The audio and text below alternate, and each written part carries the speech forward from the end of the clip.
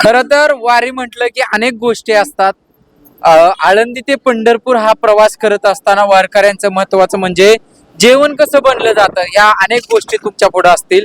खर तर आपल्यासोबत आजी आहेत, त्यांच्या संवाद साधतोय. आजी, रामकृष्ण हरी. रामकृष्ण हरी. किती वर्षापासून तुम्ही वारी 15 वर्ष झालं माझी वारी बाबा. 15 वर्ष. बरं, आता हे तुमच्याकडे काय काय काम राहतं यातलं सेवेचं? चपात्या करायचं, पीठ टिंबाचं, बर, स्वयंपाक माझ्याकडे सगळं का सांगाल ते करायचं. हे वारकरची सेवा म्हणून करायचं. वारकऱ्यांची सेवा करायची. बर. तुमच्या दिंडीमध्ये चपात्या आहेत, बाकीकडे जरा भात किंवा आमटीच असते, हे सगळं कसं नियोजन चालतंय? निवेदन चालतंय की कधीच चपात्या करताव, कधी भात करताव, कधी शिरा करताव. माझ्याकडे उलट नाही. मग हे करता असं करता बघा मी. बरोबर आहे. आजी, तुमचं नाव सांगा, आता वय किती आहे किंवा काय आहे ते देखील जरा सांगा. माझं वय 60 आहे. 60 वय आहे. आणि छाया बळीराम मिसाळ. मिसाळ हा, गाव? राहणार मारडी, उत्तर सोलापूर. उत्तर सोलापूर. हा, सोलापूर. बरं. आता तुम्ही किती जणी आला इथं वारीला? आता आम्ही जवळजवळ 200-250 लोक आहे. नाही, तुमच्या महिला किती आल्या? महिला महिला आहे का बक्कल, पण आमच्या गावची आम्ही दोघं नवरा बायको आहोत. नवरा मारडीची बायको. मारडीची. मराठी. हा, हा. बरं. म्हणजे तुमचे मिस्टर मिस्टर आणि आम्ही. बरोबर. काय वाटतं वारीमध्ये खरंच? वारीत म्हणजे एवढा आनंद आहे, हा. लयच आनंद आहे बरं का. बर अनुभव बी आहे वारीचा. बर. हा. एवढा अनुभव आहे की भरपूर अनुभव आहे की जरी होत नसलं गाडीत बसून कोणी स्वयंपाक करीन, सगळ्याची सेवा करीन, पण जावंच वारीला असं मनाला वाटते माझ्या. बर. हा, हा. आता होत नाही कुठं दुःख, कुठं काय दुःख होतंय. म्हणजे तरी पण तुम्ही तरी एक पण प्रकारची सेवाच करता. हा, सेवा आणि वारीची वडच वाटते. हा. आता किती एवढा आनंद. चपात्या सकाळपासून कराव्या लागतात साधारण? आता आम्हाला जवळजवळ 200-250 चपाती करावते. किती आपली 200 लोकांची टीम आहे? 200-250 लोक आहेत. 200-250 लोक आहेत. 200-250 लोकांच्या चपात्या चपात्या करता, चपात्या करता, बर. ज्वारीच्या भाकरी करता.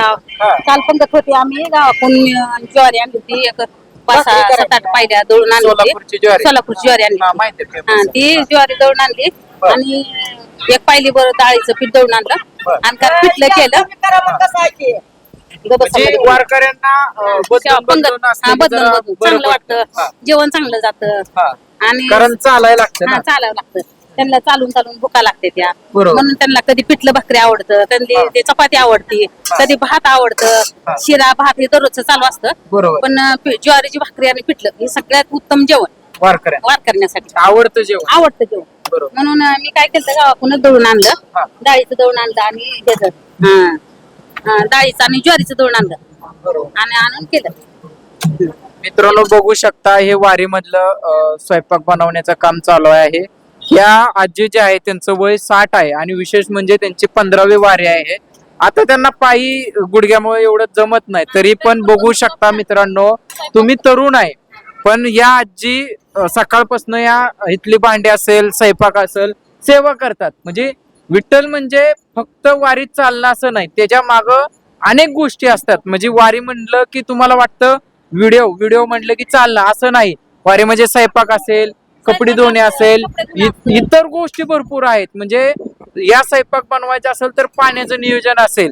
आपण घरी असल्यानंतर आपण एखाद्या दिवशी पाणी नसलं तर ओरडतो, पण इथं बघा प्रत्येक गोष्टीचं मॅनेजमेंट केलं जातं. म्हणजे स्वयंपाकाला पाणी कुठं आणायचं, कुठं राहायचं, कुठं थांबायचं, एवढ्या लोकांचा स्वयंपाक आहे. आपण हॉटेलला किंवा घरी गेलो तर आपली स्वयंपाक बनवताना अडचण येते. आता बघा ह्या सगळी टीम आहे, बघा ह्यांचे ही सगळी टीम आहे. गॅस आहे इथं, मशनीवर त्यांनी सगळं बनवले. आणि महत्वाचं म्हणजे वारकऱ्यांना हे सगळं पौष्टिक पद्धतीनं चपात्या बनवण्याचं बघा, गॅस डबल जोडलेला आहे, सगळं मॅनेजमेंट आहेत. आणि ह्या सगळ्या जी आहेत त्या सगळ्यांचं वय साधारणतः 50च्या पुढे आहे. मात्र अलीकडच्या म्हणजे खरं म्हणायचं तर आताच्या ह्या तरुण ज्या सुना आहेत त्या फक्त मोबाईलवर रील बघतात, इंस्टाग्रामवर बघतात आणि त्यांना वारीत कशासाठी यायचं असतं, फक्त फोटो काढायचा. फोटो काढला की काम संपलं, रील बनवलं की काम संपलं. अहो, या आजींचा जरा आदर्श घेतला पाहिजे की आपण देखील वारीत आलं पाहिजे. चालणं म्हणजे एक सेवा, चाललं तर पाहिजेच. चालण्यासोबत प्रत्येक सेवा, इथं स्वयंपाकापासून प्रत्येक काम करावं लागतं. आणि इथं म्हणजे ऊन, वारा, पाऊस, प्रत्येक गोष्टीचा सामना करावा लागतो, निसर्गाचा सामना करावा लागतो. अजून चांगला आहे. आता मग 36 वारी आहे. 36 वार आहे पुढे. काय बोला. कसं काय वारीत नियोजन कसं नियोजन राहतं? नंबर एक हे पाहायचं काम नाही ते व्यवस्थित चाललंय मस्त पद्धतशीर. हा, पुढे. हा.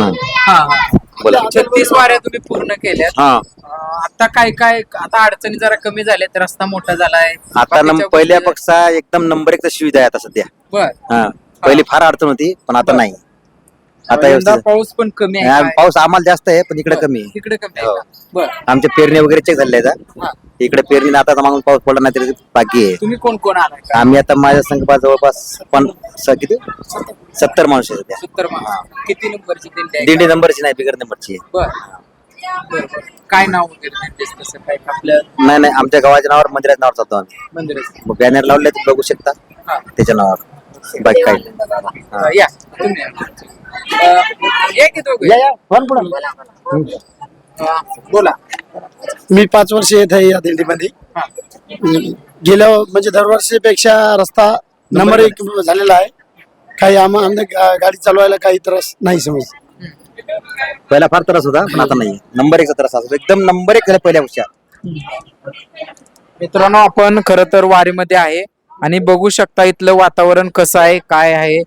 इकडे सुद्धा काही मावशी स्वयंपाक बनवतात, त्यांचं नियोजन चालू आहे. त्यांना विचारूया कसं काय नियोजन चालू आहे. नमस्ते. बोला बोला. बोला. नमस्ते. आमचा स्वयंपाक गिपाक व्यवस्थित सुरू आहे. आम्ही स्वयंपाक वारकऱ्याला त्याचे आत्मे शांत करते.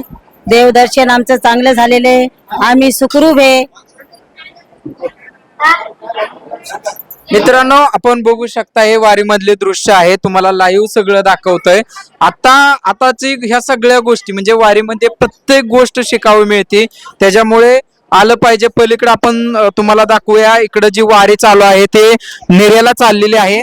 इकडे मागं वाल्हे गाव आहे, वाल्ह्यापासून आता हे वारकरी नेऱ्याच्या बाजूने चाललेत. नेरा गाव आहे आणि उद्या सकाळी ही पालखी संत ज्ञानेश्वर महाराजांची पालखी जी आहे ती वाल्ह्यातून हलणार आहे आणि उद्या संध्याकाळी लोणंदला जाणार आहे. उद्या दुपारी नीरा नदीवर श्री संत ज्ञानेश्वर महाराजांच्या पालखीचं नीरा स्नान होणार आहे आणि तिथून पालखी लोणंदच्या मुक्कामाला दिसे. आता गेल्या 2-3 दिवसामध्ये इकडे पाऊस नसल्यामुळे वारकऱ्यांना खरं तर चालताना सध्या तरी कोणती अडचण येत नाही, पण पाऊस तर 100% पडला पाहिजे. इथं काय काय घडतंय वारीत, काय गोष्टी आहेत हे सगळं तुम्हाला दाखवतोय. नक्की आपल्या चॅनलला सबस्क्राईब करा हीच विनंती.